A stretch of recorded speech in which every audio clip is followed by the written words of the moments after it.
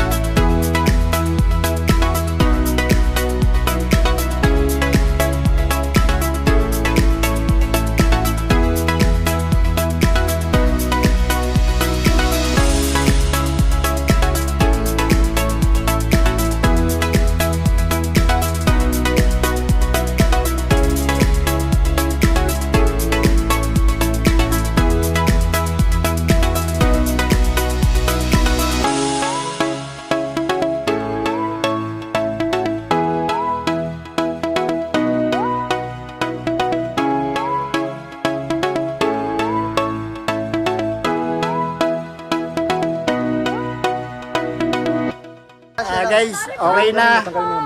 Yeah. Okay na.